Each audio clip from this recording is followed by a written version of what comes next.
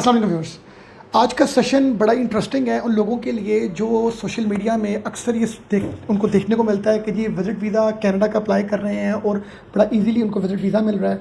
Embassy के कुछ ऐसे रूल्स नए अपडेट हुए हैं जिसकी वजह से विज़िट वीज़ा मज़ीद आसान हो गया है। तो विज़िट वीज़ा की एक्चुअल स्टोरी क्या है वो हम जानेंगे मिस्टर आतिफ से, जो कैरियर माइग्रेशन कंसल्टेंसी फर्म है उसके CEO हैं। इनसे हम जानेंगे कि विज़िट वीज़ा की एक्चुअल रियल स्टोरी क्या है। मुझे बताइए कि हम अक्सर ये देखते हैं कि जी विज़िट वीज़ा आजकल एक बड़ी हाइप है कि जी हम अप्लाई करेंगे हमें विज़िट वीज़ा मिल जाएगा और विज़िट वीज़ा बड़ा इजी हो गया। तो विज़िट वीज़ा के हवाले से रियल स्टोरी क्या है? देखिए, ये तो एक बहुत बड़ी मिसकंसेप्शन है आई वुड से कि लोग ये समझते हैं कि कनाडा जाना ज़्यादा आसान है और यहाँ से कामों की जाना ज़्यादा मुश्किल है। तो सबसे बुनियादी चीज़ ये है कि जब भी आपने किसी मुल्क में जाना है तो आपको अपनी कोई वर्थ तो दिखानी है ना। ऐसे तो नहीं है कि कोई भी टॉम डिक एंड हैरी उठेगा और सुबह उठेगा और वीज़ा एप्लीकेशन फॉर्म खोलेगा और उसमें चीज़ें लिखेगा और भेज देगा और ऑफिसर इतना ब्लाइंड है कि वो उसकी बात पे यकीन कर लेगा और उसको वीज़ा ऑफिसर उसको वीज़ा ग्रांट कर देगा। ऐसा बिल्कुल नहीं होता। ठीक हो गया।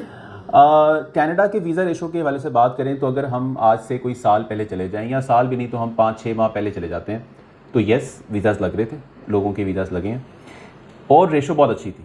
मतलब उस वक्त जो रेशो थी वो 70% रेशो चल रही थी लोगों की वीज़ा लगने की। लेकिन उस वक्त ना 100 लोग अप्लाई करते थे तो 70 लोगों का वीज़ा लगता था। अच्छा। राइट। अब 1000 लोग अप्लाई कर रहे हैं तब भी 70 का ही लग रहा है। लग उन्हीं का रहा है जिनकी प्रोफाइल सही है। लोगों के अंदर एकदम से ये हाइप क्यों क्रिएट होती है। आपके कोई 20 लोग VFS के ऑफिस में दाखिल हुए और उनमें से कोई एक बाहर आया, उसने कहा मेरा वीज़ा लग गया और उसने शोर मचा दिया तो सारी की सारी आवाम उसको देख के भाग पड़ेगी। लेकिन वो जो 19 लोग जिनका वीज़ा नहीं लगा उनको इग्नोर कर देंगे तो वो एक के पीछे 40 लोग भागेंगे कि हमारा भी शायद लग जाएगा और वो एक बंदा मीडिया पे आके शोर मचा देगा देखो मेरा वीज़ा लग गया है और वो कनाडा उतर के एक और वीडियो बना देगा, फिर उसके व्लॉग शुरू हो जाएंगे और इस तरह से लोग उसको देख देख के मतलब वीज़ा अप्लाई करना शुरू कर देंगे। इससे हुआ ये है कि इससे जो कंसल्टेंट्स का कारोबार है वो उतर गया, चमक गया। Hats off to the person who got the visa, first visa. उससे 100 लोग भागे, 1000 लोग भागे कंसल्टेंट्स की तरफ। अच्छा, अब कंसल्टेंट ने कहा क्योंकि वीज़ास लग रहे हैं, देखो उस बंदे वो बंदा कह रहा है कि मेरे पास ये भी नहीं था मेरा वीज़ा लग गया तो तुम्हारा भी लग सकता है। ठीक। अब वो वीज़ा रेशो बेसिकली नीचे डाउन कर गई। इस वक्त टू बी वेरी ऑनेस्ट 90% लोगों का वीज़ा रिजेक्ट हो रहा है। 90% लोगों का वीज़ा रिजेक्ट हो रहा है। विजिट वीज़ा रिजेक्ट हो रहा है। और विजिट वीज़ा की कनाडा की हिस्ट्री में मैंने कभी नहीं देखा कि किसी को अपॉइंटमेंट ना मिलती हो। इतनी ज़्यादा वीज़ा सप्लाई हो रहे हैं कि कनाडा की वीज़ा अपॉइंटमेंट जो बायोमेट्रिक अपॉइंटमेंट होती है वही नहीं मिल रही, ऑनलाइन शो ही नहीं हो रही। अच्छा, उसमें होता ये है कि किसी एक वक्त में, दिन के किसी एक पहर में सर्टन अपॉइंटमेंट्स ओपन होती हैं। अब मैं तो नहीं बैठ सकता, ना मेरा कोई स्टाफ है जिसके मैंने डेडिकेट कर दूँ और ना ही हमारा मतलब डेली के कोई 100 वीज़ा अप्लाई हो रहा है ना, 15 वीज़ा अप्लाई हो रहा है तो मैं स्टाफ डेडिकेट कर दूँ कि सारा दिन सिर्फ ना वो ये चेक करता रहे कि कब खुलती है अपॉइंटमेंट। और ये किसी टाइम भी खुल सकती है, किस टाइम भी खुल सकती है, स्पेसिफिक टाइम पीरियड के लिए ओपन होती है। वो स्पेसिफिक टाइम पीरियड ओपन होती है। उस वक्त तुम एजेंट्स के वो बैठे होते हैं, लोग आगे वो ले लेते हैं। वो फिर वो मार्केट में जिस तरह ब्लैक में टिकटें बिकती हैं, अब मूवीज की अब ब्लैक में अपॉइंटमेंट बिक रही हैं, टू बी वेरी ऑनेस्ट।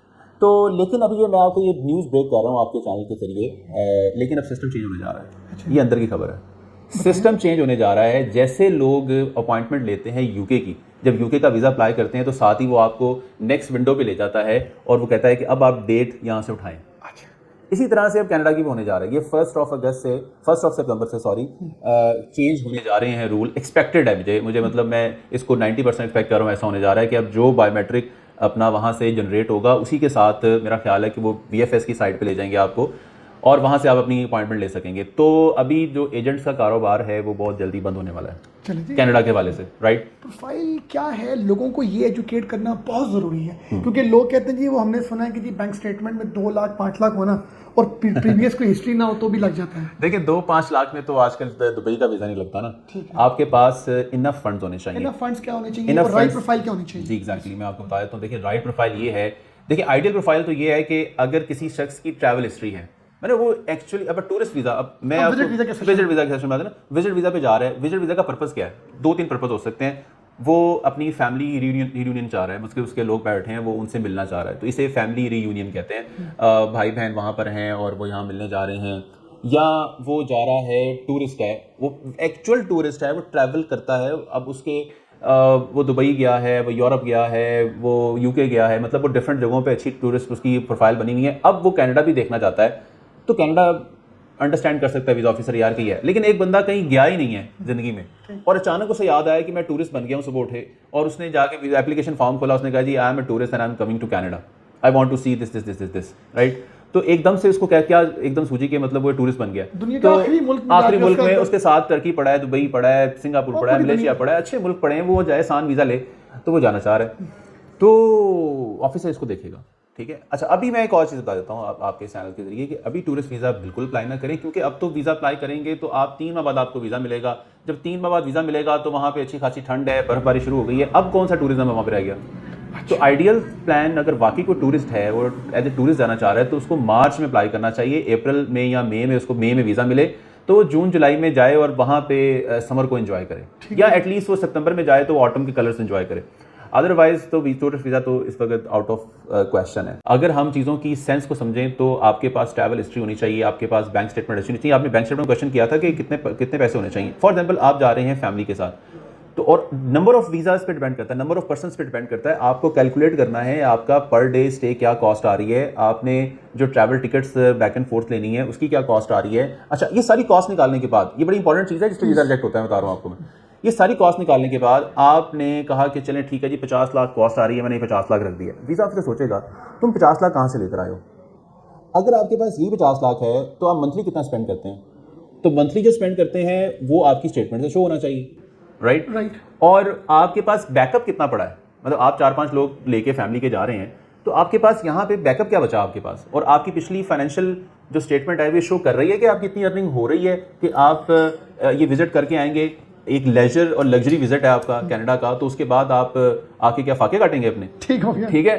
तो उसके पास इतनी वर्थ होनी चाहिए कि वो मतलब उसको पैसे करोड़ों रुपया होना चाहिए, पीछे ना वर्थ होनी चाहिए, मतलब कि वो बता लगे यार ये मतलब वाकई बंदा आ रहा है, इससे पैसे हैं इसके पास, तो तब वीज़ा लगता है आपका। अदरवाइज वीज़ा नहीं लगता। उसकी भी रेशो 100% नहीं होती है, यू कैन नेवर से कि किसी का वीज़ा 100% लगेगा। तो वहाँ पे एक और दरिया है जिसका सामना है, वीज़ा मिलने के बाद वहाँ जाने के बाद एक नया चैलेंज है, एक नया चैलेंज है। अच्छा, विजिट वीज़ा पे चले गए, आपको पता है कि विजिट वीज़ा पे आप काम नहीं कर सकते। ये दोबारा बता दीजिए लोगों के माइंड में क्या क्या चल रहा है पता है। आप विजिट वीज़ा पे जाएंगे तो आपको काम करना अलाउड नहीं है। आप कैश पे काम करेंगे, छुप के काम करेंगे, अपने स्टे को प्रलॉन्ग करेंगे। और विजिट वीज़ा अगर आपको मिला ही सिर्फ एक एंट्री का है तो फिर तो आप जितना देर रहे और फिर आपको वापस आना ही आना है, और आप ओवर स्टे करेंगे तो आप इलीगल हो गए। अब ये भी एक क्वेश्चन है, लोग कहते हैं कि विजिट वीज़ा पे जाके वहाँ पे हम स्टेटस चेंज कर लेते हैं, हम वर्क वीज़ा ले लेते हैं।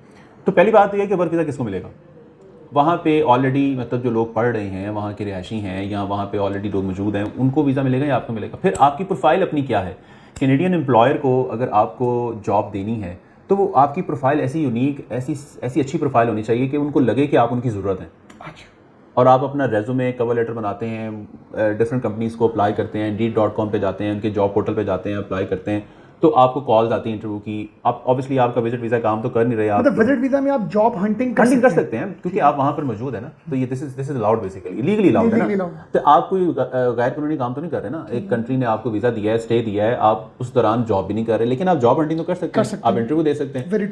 अगर आपको लकीली जॉब मिल गई है तो फिर आपको जॉब ऑफर हो गई है, फिर आप अपना एक लॉयर हायर करेंगे और वहाँ पे अपने वो सारी लीगल जो प्रोसीजर है, फॉर्मेलिटीज़ है, वो पूरी करके अपना विजिट वीज़ा कन्वर्ट करा। विजिट वीज़ा हमें इंडिविजुअल कैपेसिटी में अप्लाई करना चाहिए या फैमिली के साथ करना चाहिए। फैमिली जाना चाहती है तो उनका लॉ ये है जिस पे बाकायदा जब एक रिफ्यूज़ल लेटर आता है तो उस पर लिखा होता है कि you do not have strong ties with your country, ठीक है। तो अभी मतलब ये कि अगर आपने बच्चों का भी डाल दिया है, अपना भी डाल दिया, तो पीछे आपका है कौन जो आपकी टाइज शो करे। तो वो ये देखना चाहते हैं कि बाय लॉ कि आपकी पीछे टाइज होनी चाहिए अपने मुल्क के साथ, जो ये इंश्योर करें कि आप वापस आएंगे। तो उसके लिए आप अगर 4 बच्चे हैं, 2 मियाँ बीवी हैं, तो 2 को छोड़ दें। अच्छा। वो आपकी टाइज हैं, वो स्कूल गोइंग हैं, वो आप पे डिपेंडेंट हैं, आप जा रहे हैं, आपको किसी ने बुलाया है, पर्पस ऑफ विजिट बहुत अच्छा है, आप वापस आएंगे, तो वीज़ा मिलने के चांसेस होते हैं।